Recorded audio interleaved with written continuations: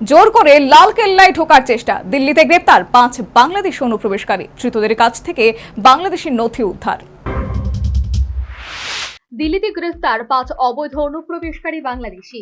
দিল্লি পুলিশের দাবি, মঙ্গলবার সকালে ওই 5 বাংলাদেশি অনুপ্রবেশকারী জোর করে লালকেল্লায় ঢোকার চেষ্টা করেন, আর তখন তাদের গ্রেফতার করা হয়। তাদের কাছ থেকে বাংলাদেশি নথি মিলেছে বলেও দাবি দিল্লি পুলিশের। 5 জনই রাজধানীতে শ্রমিকের কাজ করতেন।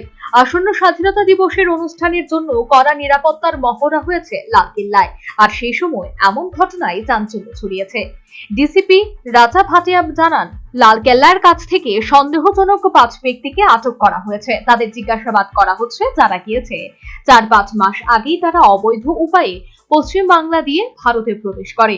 ভাটিয়া বলেন, ধৃতরা দাবি করছে তারা জানতো না যে 15 জুলাই থেকে লালকেল্লায় জনসাধারণের জন্য বন্ধ রয়েছে। তাদের কাছ থেকে বাংলাদেশি নথি উদ্ধার হয়েছে, তবে জিজ্ঞাসাবাদের সময় কোনো সন্দেহজনক জিনিস উদ্ধার হয়নি। পুলিশ সূত্রে জানা গিয়েছে, কেন্দ্রীয় তদন্তকারী এজেন্সিও 5 বাংলাদেশি অনুপ্রবেশকারীকে জিজ্ঞাসাবাদ করেছে।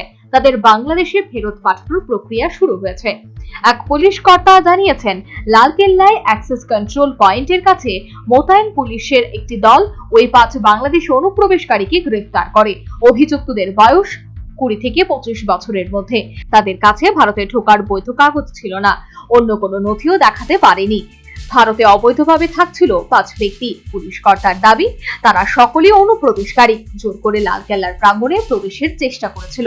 National bureau report, news vanguard.